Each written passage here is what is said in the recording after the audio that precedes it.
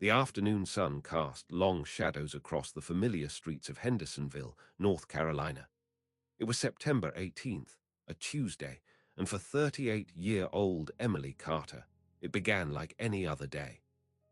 The mother of two, a woman known for her vibrant spirit and unwavering dedication to her children, decided to make a quick run to the local Walmart. It was a routine errand, one she had likely completed countless times before.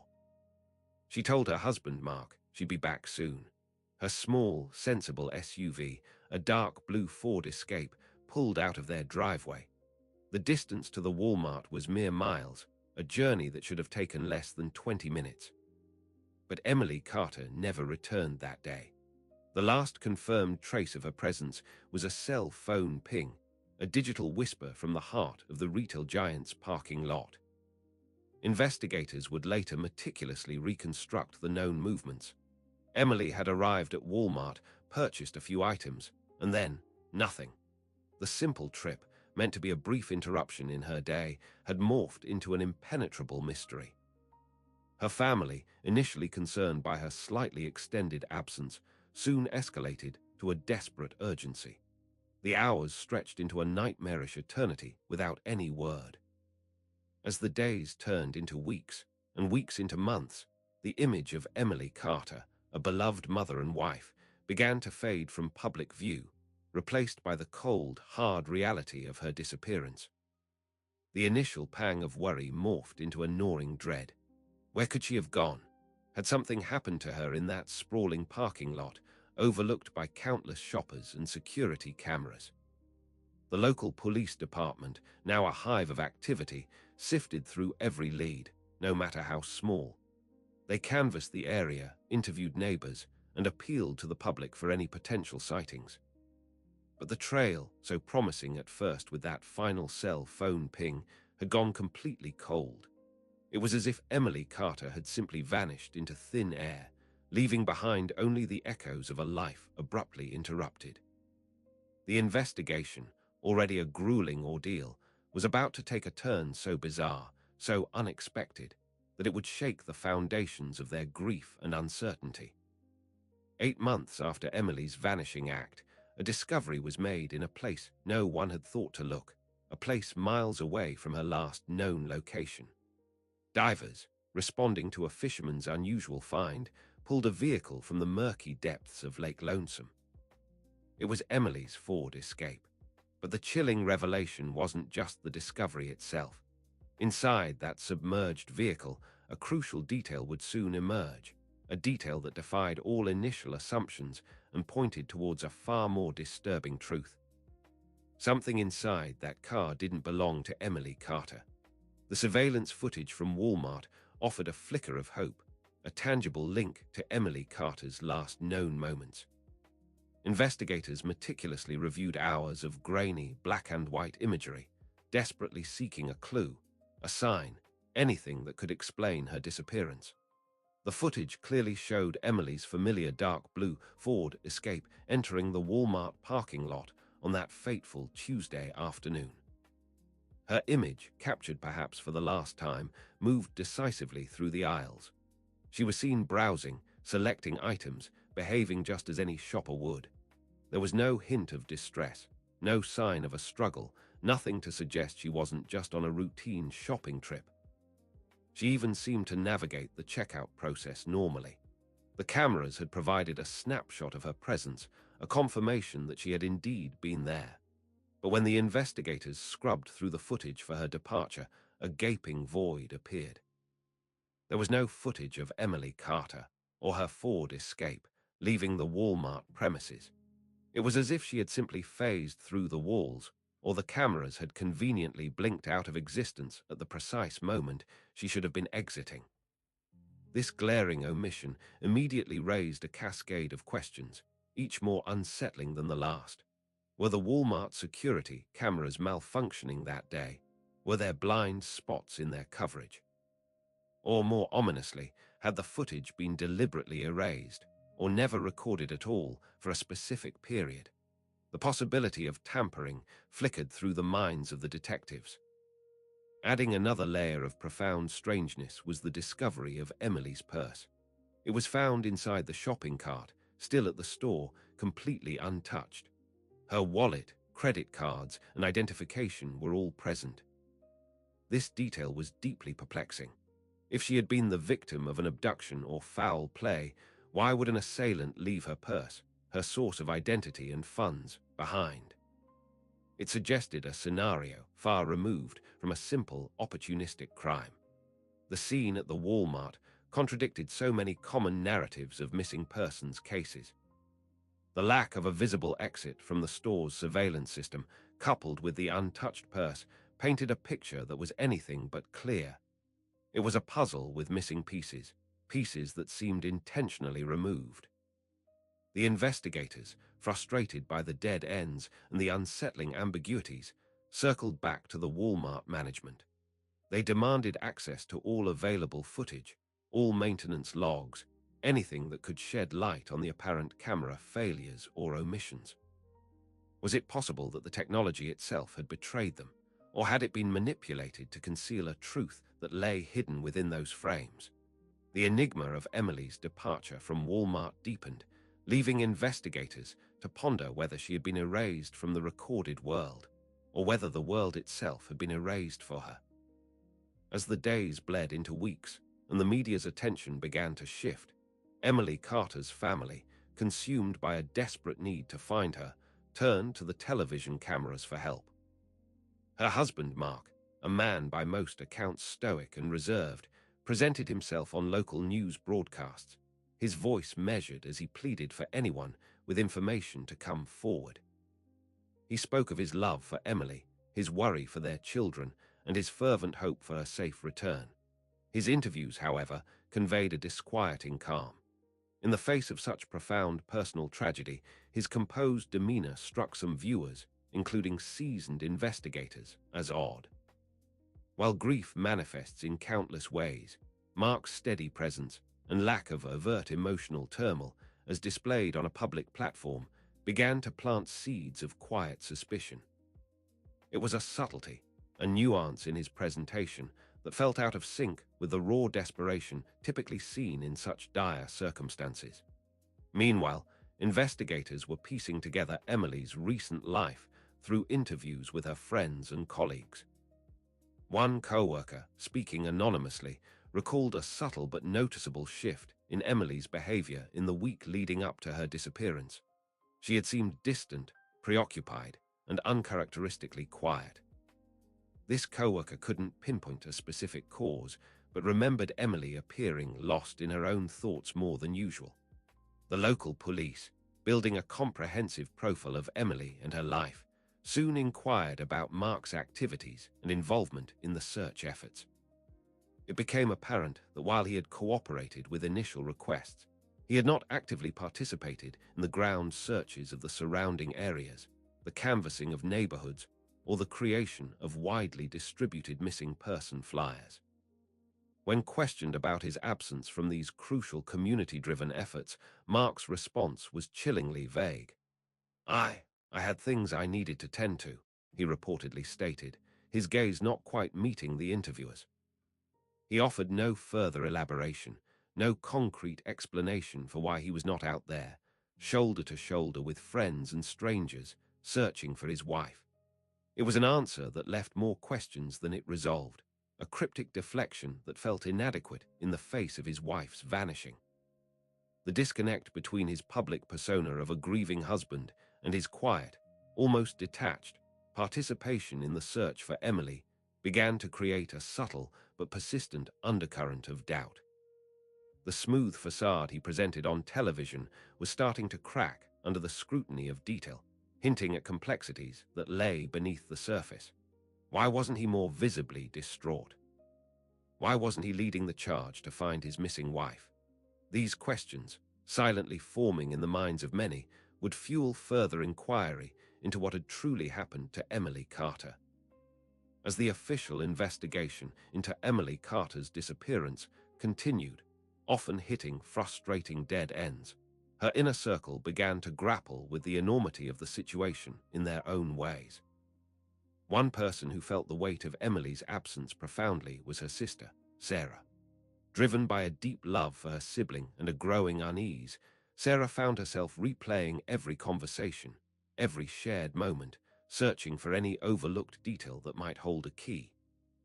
It was during one of these introspective dives into her memories that Sarah recalled something peculiar, something that had seemed insignificant at the time, but now, in the chilling context of Emily's vanishing, felt like a chilling premonition. About 3 weeks before Emily disappeared, during a casual conversation, Emily had suddenly asked Sarah a rather unusual question. "Hey," Emily had said, her tone light, almost flippant. "How do you think you could track someone's car without them knowing?" She followed it up with a brief laugh, as if dismissing the thought as a whimsical curiosity. Sarah, caught off guard by the oddness of the question, had simply shrugged it off. She couldn't recall her exact response, but she remembered thinking it was a strange thing for Emily to ask. At the time, Sarah had attributed Emily's question to a passing thought, perhaps a hypothetical scenario from a movie or a book. Emily had always been imaginative, and Sarah hadn't given it a second thought. But now, with Emily gone, with the entire family living under a cloud of terrifying uncertainty, that seemingly innocent question took on an entirely new and sinister dimension. Sarah remembered Emily looking thoughtful when she asked it, not joking or playful. It was a question born out of a curiosity that now, in retrospect, felt deeply rooted in anxiety or even fear. Why would Emily be concerned about tracking someone's car secretly just weeks before she disappeared? Was she worried about someone else? Or was she contemplating an action herself? The implications were unsettling. If Emily had been contemplating tracking someone, what were her intentions? And if she had been worried about being tracked, who or what was she afraid of? The question, once a fleeting moment of domestic oddity, now loomed large in Sarah's mind, casting a dark shadow over Emily's last days. Sarah found herself not so sure that Emily had been joking at all. The memory, once dismissed, now gnawed at her, suggesting that Emily may have harbored a secret concern, a fear that had gone unvoiced and undiscovered until it was tragically too late. The official investigation, while ongoing, was slow and meticulous. For Emily Carter's loved ones, however, time was a luxury they did not possess. The agony of uncertainty fueled a need for action, for anything that could bring them closer to finding Emily or understanding what had happened. It was this burning desire that prompted a close family friend, a woman named Brenda, to take matters into her own hands. Brenda, deeply affected by Emily's absence and frustrated by the pace of the police investigation, began to organize her own separate search efforts. She rallied a group of concerned individuals willing to retrace Emily's steps, distribute flyers, and explore any potential leads that the police might have overlooked or deemed low priority. Her goal was simple and heartfelt: to keep Emily's case in the public eye and to generate new avenues of information. Brenda started coordinating volunteer teams, planning routes, and setting up a dedicated online presence to coordinate their activities. She believed that a more grassroots, personal touch could make a difference. She was driven by the same desperation that Emily's family felt, channeling her grief and frustration into proactive measures. However, Brenda's well-intentioned initiatives were met with an abrupt and unexpected obstacle. A letter arrived at her home, a formal legal document that sent a chill down her spine. It was a cease and desist letter, instructing her to immediately halt all her search activities and to cease any further public statements or media inquiries related to Emily Carter's disappearance. The letter was purportedly from Emily's husband, Mark. It cited privacy concerns and the potential for interference with the ongoing official investigation as reasons for its demand. Brenda was stunned. She had always believed Mark was as desperate as everyone else to find Emily. But when Brenda and Emily's family inquired with the police department, they received an unsettling response. While they acknowledged receiving a similar letter, the detectives could not definitively confirm that the cease and desist order had indeed originated from Mark Carter himself. There were doubts about its authenticity, about the provenance of the signature, and about the true intentions behind its delivery. This ambiguity was profoundly disturbing. If the letter wasn't authentically from Mark, then who was behind it? Who had such a vested interest in silencing Brenda's efforts, in quelling the grassroots search for Emily? The implication was clear. Someone, somewhere, did not want Emily to be found, or at least did not want any additional efforts being made to find her. The attempt to shut down Brenda's search added a new, sinister layer to the mystery, suggesting a calculated effort to control the narrative and suppress any potential discoveries. The absence of Emily Carter left a gaping void in the lives of her two young children. The sudden loss of their mother, a figure of comfort and stability, was a trauma that would profoundly shape their formative years. Left in the care of their aunt, Emily's sister, Sarah, the children struggled to process the unimaginable. The questions about their mother's whereabouts hung heavy in the air, unanswered and unanswerable for a time. Sarah, now the sole guardian of her niece and nephew, did her best to create a sense of normalcy, to shield them from the harsh realities of the adult world and the unfolding investigation. Yet the weight of their mother's disappearance was a constant, palpable presence in their lives. Children, with their unfiltered perceptions, often communicate their understanding of the world in ways that adults might overlook or misinterpret. One afternoon, as Sarah was helping her nephew and niece cope with their grief, the younger child, perhaps confused and seeking answers, sat down to draw. Armed with crayons and a fresh sheet of paper, the child began to sketch, translating their jumbled thoughts and feelings into a visual narrative. What emerged from the child's innocent hand was a drawing that would momentarily freeze Sarah's blood. The drawing depicted a car, submerged underwater, with a figure inside. It was a simple, childlike rendering, but the imagery was stark and terrifying. Sarah, deeply unsettled by the drawing's morbid subject matter, particularly given the circumstances, knew she had to show it to the police. It might be nothing more than a child's imaginative expression of their fears, but in this case, every potential lead, no matter how unconventional, had to be explored. When the police reviewed the drawing, their professional composure wavered for just an instant. They confirmed to Sarah that the image, while disturbing, matched nothing that had been publicly released or that had been discovered in their investigation thus far. There had been no speculation about Emily's car being underwater, no visual evidence of it. This detail was astonishing. How could a child, unaware of any specific details of the investigation that had not been shared, draw such a specific and accurate depiction of a car submerged in water? It suggested an unconscious awareness, a deep-seated intuition, or perhaps even a subconscious memory that the child had somehow internalized. The image raised a chilling question that echoed in the quiet interrogation rooms and in the hearts of the investigators. How would a child know what hadn't been discovered yet? It pointed towards a horrifying possibility that a young mind might hold a secret that the adult world was desperate to uncover. 8 months. 8 months of agonizing silence, of hope dwindling with each passing day, of a family trapped in a perpetual state of limbo. The initial intensive search efforts had long since subsided, leaving only the indelible scar of Emily Carter's disappearance. The case had grown cold, a file gathering dust in an evidence locker, the vibrant life it represented fading into a tragic memory. But the vast, indifferent expanse of Lake Lonesome held a secret that was about to be unwillingly revealed. It was a crisp autumn afternoon, the kind that hints at the coming winter. A local fisherman, a man familiar with the rhythms and depths of Lake Lonesome, cast his line into the unusually calm waters. As he waited for a bite, his experienced eye caught a glint of something unnatural beneath the surface, something metallic and out of place. It wasn't the usual debris or submerged tree branches that sometimes caught the light. This was a distinct, unnatural shape, reflecting the sun with a dulled sheen. Intrigued and a little concerned, the fisherman alerted the local authorities. His report, initially treated with the cautious skepticism that often accompanies such unsolicited tips, soon gained traction.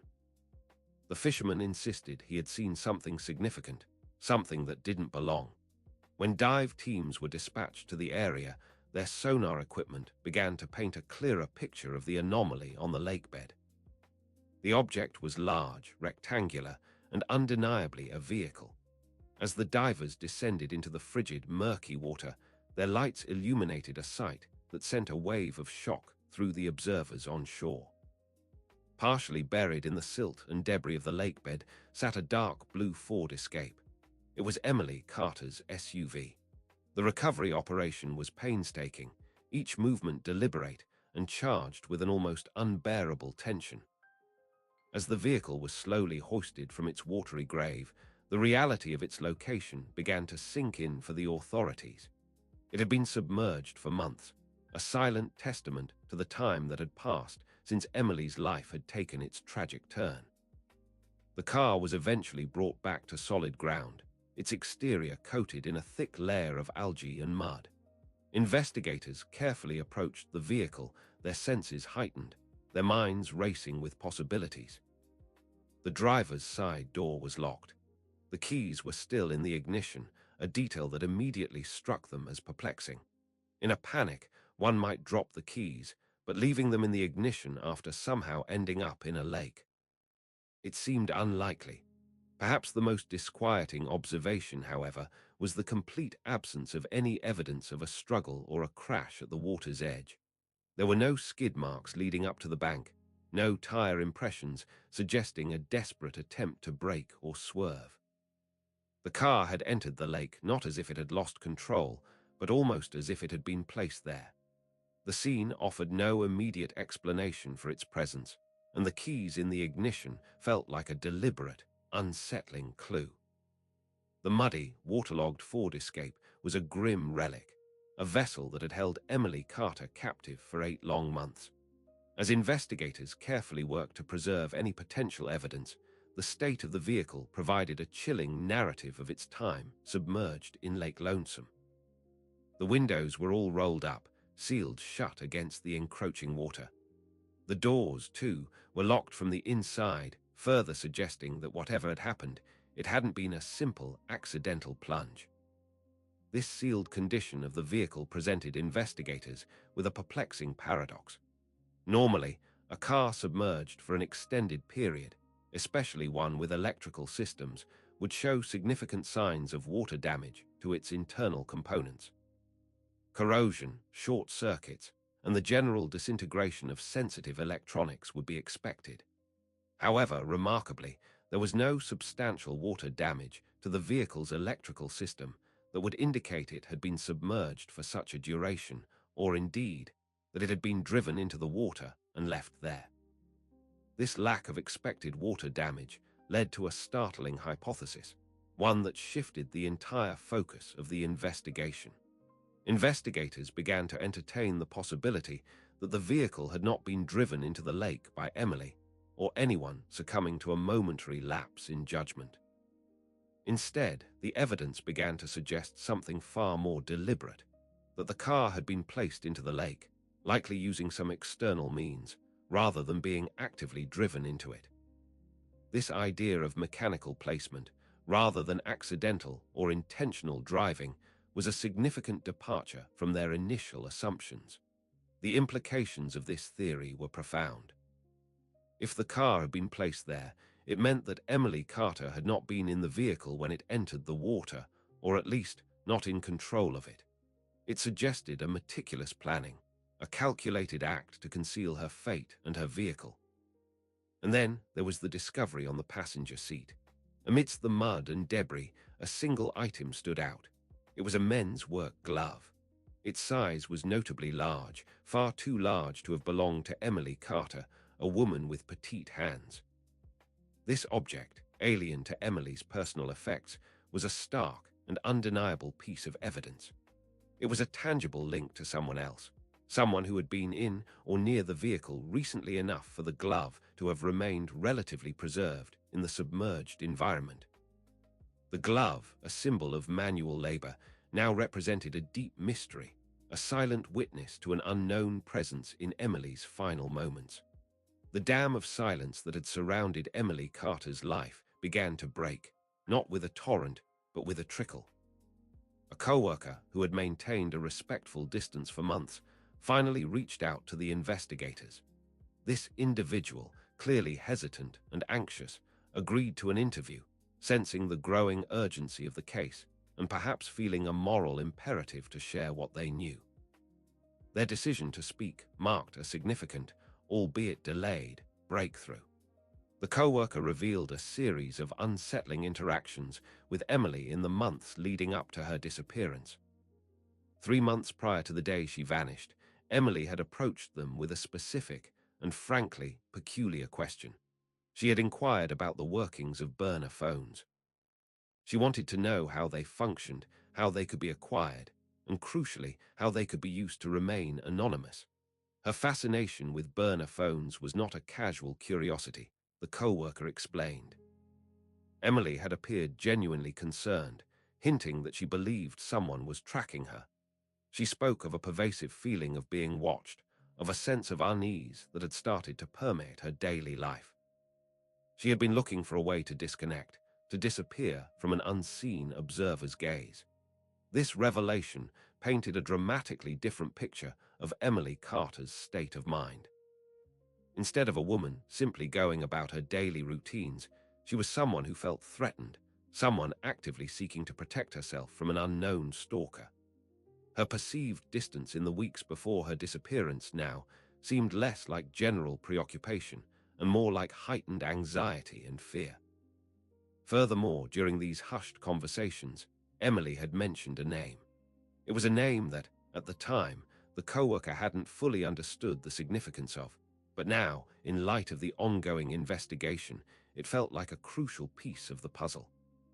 She had confided in the co-worker, speaking of this individual with a mixture of apprehension and perhaps even a touch of familiarity. The name she mentioned was someone close to the family, someone whose presence in Emily's life had been largely unnoticed by many. The co-worker later learned, through discreet inquiries, that this individual had a history, a past that was not widely known or discussed within the family circle. A history that, when juxtaposed with Emily's growing fears and her inquiries into burner phones, suddenly seemed very relevant. This hidden history, combined with Emily's palpable fear, pointed towards a danger lurking much closer than anyone had initially imagined. The growing body of suspicious details surrounding Emily Carter's disappearance inevitably led investigators back to her husband, Mark. The lingering questions about his calm demeanor, his vague answers, and his lack of participation in the search efforts, coupled with the new information about Emily's fear and the discovery of the oversized work glove, made a second interview a necessity. This time, the questions were more pointed, the atmosphere more charged. Mark was brought back to the police station. He sat across from the detectives, his posture still measured, his eyes steady. They presented him with the evidence they had found in Emily's recovered SUV, the large men's work glove. His reaction was immediate, albeit guarded.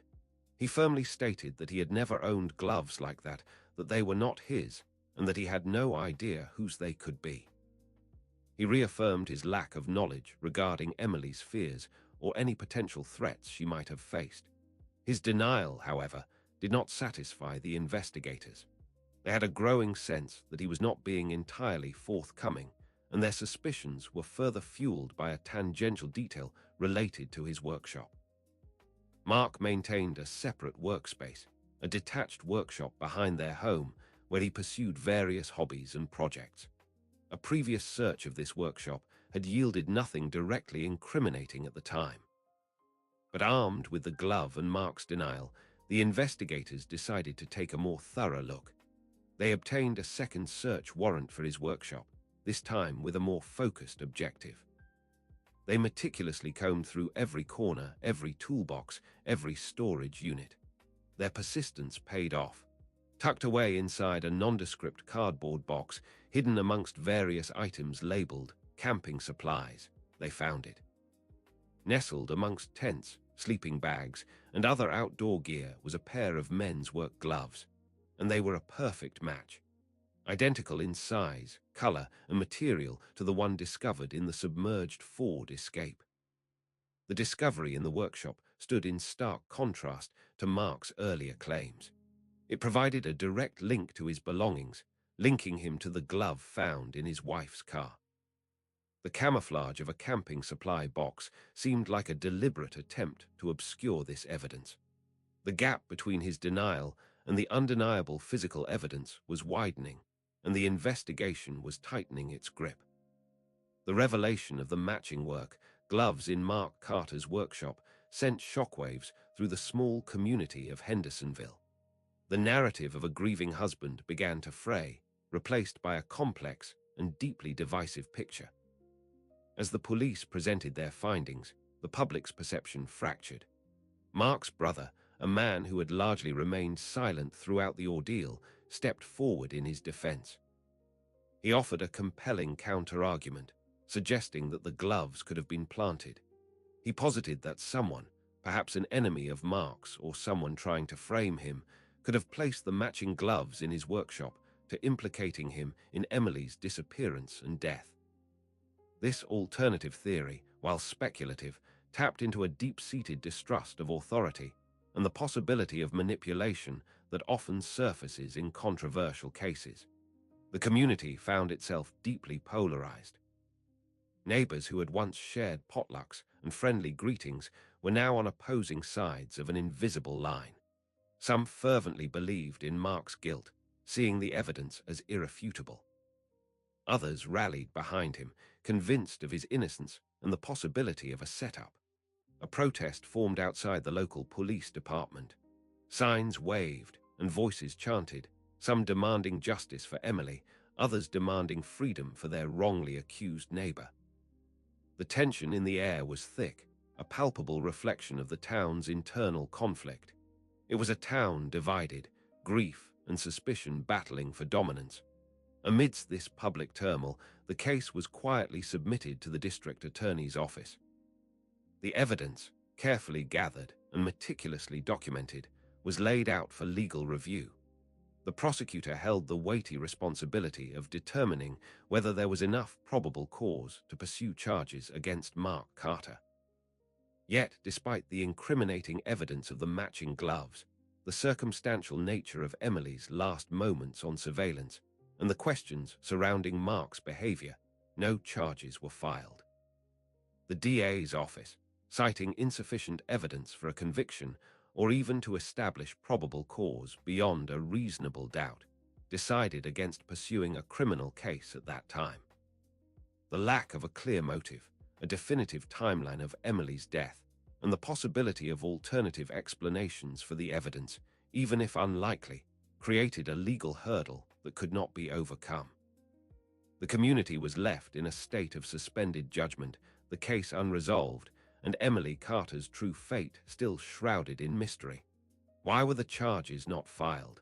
What crucial piece of the puzzle was still missing? As the legal system grappled with the complexities of Emily Carter's case, the most vulnerable individuals caught in its vortex were her two young children. The aunt, Sarah, who had taken them in after Emily's disappearance, became their steadfast anchor in a sea of uncertainty. The children, grappling with the absence of their mother and the public spectacle surrounding their father, needed stability and a sense of permanence.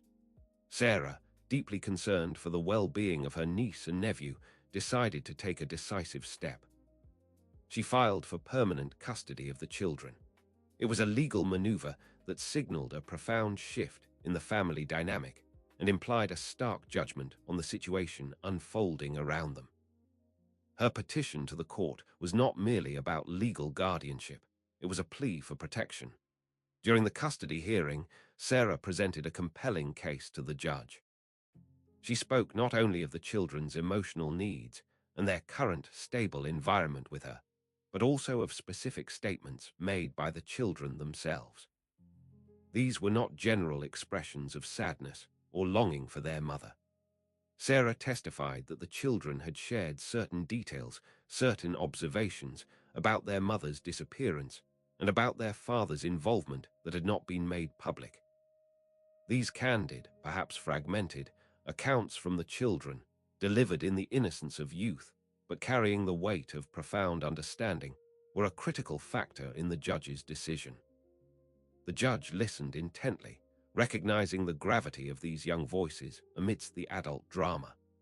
The information, even if not fully understood by the children in a legal sense, suggested a narrative that lent credence to the suspicions surrounding Mark Carter. Ultimately, the court ruled in Sarah's favor. The judge ordered that custody of the children be permanently transferred from their father to their aunt.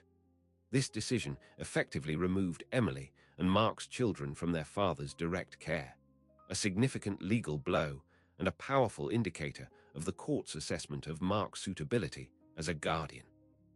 Following this ruling, Mark Carter seemed to retreat entirely from public life. He disappeared from the local news, from community events, and from any public or legal appearances. His silence mirrored the silence that had enveloped Emily's case. The father, once a visible figure in his wife's vanishing, became an absence, a ghost in his own story, leaving the fate of Emily unresolved and his own complicity perpetually under scrutiny. The children, now more secure, carried the unspoken truths of their experiences, their childhood forever marked by the mysteries surrounding their mother's end. The unresolved nature of Emily Carter's disappearance, the lack of charges, and the general air of suspicion surrounding her husband continued to fuel lingering questions within the community and among a select few dedicated to uncovering the truth. One such individual was a tenacious local reporter, a journalist who had been following the story since Emily first went missing. Unwilling to let the case fade into obscurity, she decided to pursue a more unconventional avenue of investigation. Her new strategy focused on data, on seemingly innocuous records that might hold a hidden narrative. She filed a Freedom of Information Act (FOIA) request targeting highway toll data. Her objective was to obtain records of vehicles passing through toll booths in the vicinity of Lake Lonesome, the body of water where Emily's SUV had been discovered. She believed that by cross-referencing this electronic data with known timelines, she might find a crucial link. The reporter meticulously analyzed the toll data, comparing timestamps with dates and locations relevant to the investigation. Her focus was particularly sharp on the period immediately following Emily's disappearance. She was looking for any discrepancies, any unaccounted-for movements by individuals of interest. Her persistence paid off. A particular toll camera, situated on a highway leading towards Lake Lonesome, logged a specific vehicle's license plate. The timestamp associated with this registration was significant. It placed the vehicle near the lake approximately 1 hour after Mark Carter had stated he was at work, attending to his business responsibilities, on the day Emily disappeared. This piece of information was a critical crack in Mark's alibi. It indicated that he was not where he claimed to be during a crucial period. The reporter reached out to the police with her findings. The authorities, aware of Mark's previous statements about his whereabouts that day, were forced to acknowledge this new piece of evidence. When confronted with this toll data, Mark Carter had no further explanation. He had never provided any justifiable reason for this unaccounted-for hour. The missing 60 minutes, the hour spent traveling towards the very lake where his wife's car would eventually be found, remained a stark, unexplained anomaly in his account. The reporter's digging had unearthed a critical gap, a void in his narrative that only deepened the suspicions surrounding his involvement and the events of that fateful day. The submerged Ford Escape, once recovered from the murky depths of Lake Lonesome, yielded more than just the car itself and the mysterious work glove. Investigators, meticulously processing the vehicle for any trace evidence, made another significant discovery that added a chilling layer to the already complex puzzle. Hidden beneath the passenger seat, concealed from casual view and the initial sweeps, they found a second mobile phone. This was not Emily Carter's personal phone. It was a separate, secondary device, one that she had not been known to possess or use. The revelation of this hidden phone immediately raised a host of alarming questions. Why would Emily have a second, clandestine phone? Who was she communicating with through it? And why was it so carefully hidden? The phone itself presented an immediate challenge to the investigators. Its contents were encrypted, a digital fortress designed to protect its secrets. Deciphering the stored messages, call logs, and any other data required advanced forensic techniques and considerable time. The process was painstaking, each layer of security a testament to the phone's intended anonymity. While the full contents remained locked away, the forensic team managed to recover a partially deleted image. It was a fragmented photograph, its pixels distorted, but the subject matter chillingly clear. The photograph showed Emily Carter inside the Ford Escape, the familiar interior of her vehicle visible in the background. But she was not alone in the image. Crucially, a second individual was visible in the photograph, clearly occupying the driver's seat. This person's hands were on the steering wheel, their profile partially obscured but undeniably present. The implication was profound. Emily was not alone in her car, and the person driving was not her. This photograph, a ghost from a lost moment, provided visual evidence of another presence, another individual involved in Emily's final known journey, or at least in the moments leading up to her disappearance in that vehicle.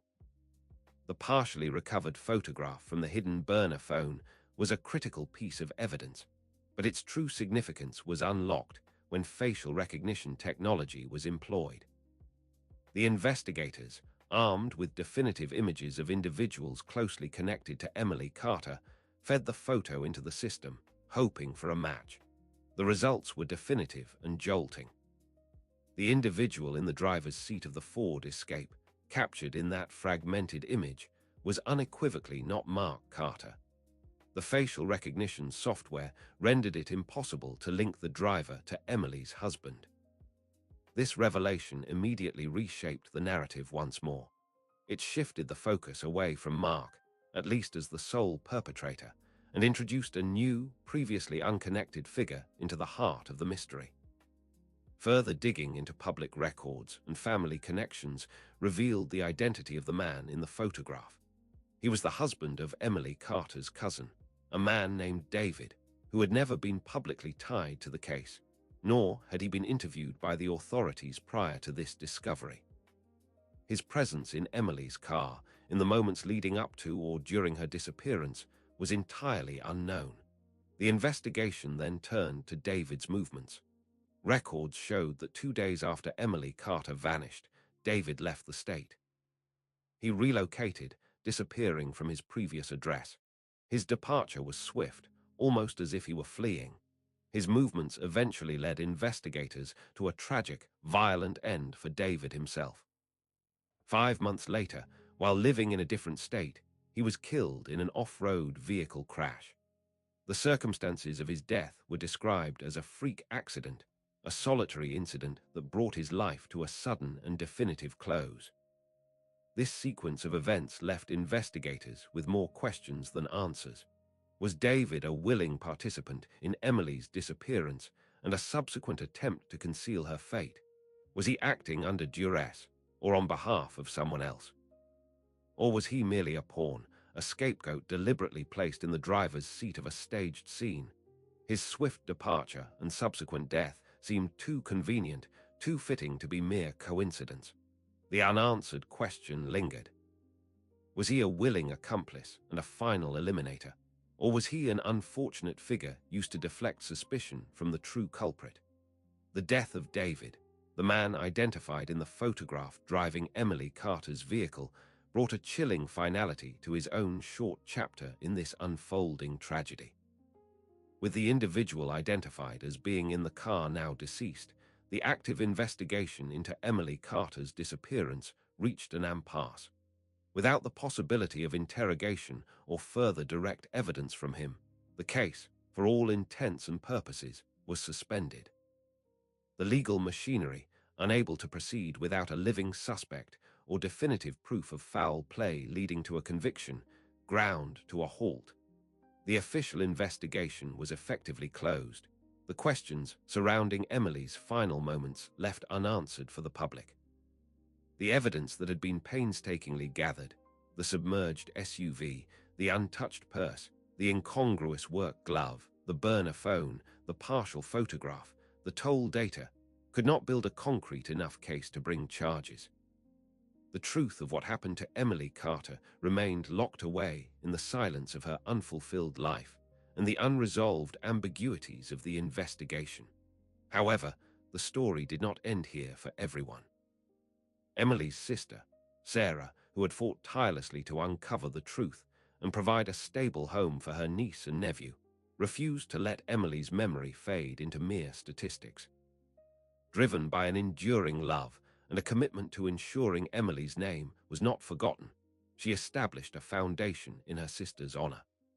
This foundation aimed to raise awareness for missing persons and to support families navigating the agonizing uncertainty of sudden disappearances, transforming personal tragedy into a force for collective good. As this documentary draws to a close, the narrative circles back to the lingering, haunting questions that have defined Emily Carter's case. The mysteries remain like shadows in the periphery, refusing to be fully dispelled. Who, truly, was the architect of Emily's demise? Who possessed the cold calculation to lock the doors of that SUV, ensuring its descent into the frigid depths of Lake Lonesome? Who orchestrated the elaborate charade of placing the vehicle, rather than allowing it to be found in a crash? And perhaps most disturbingly, why did someone go to such extraordinary lengths to erase Emily Carter from existence, to silence her voice, yet inexplicably leave behind a single, oversized glove, a small, potent symbol of their presence, a silent accusation pointing towards a truth that may never be fully brought to light?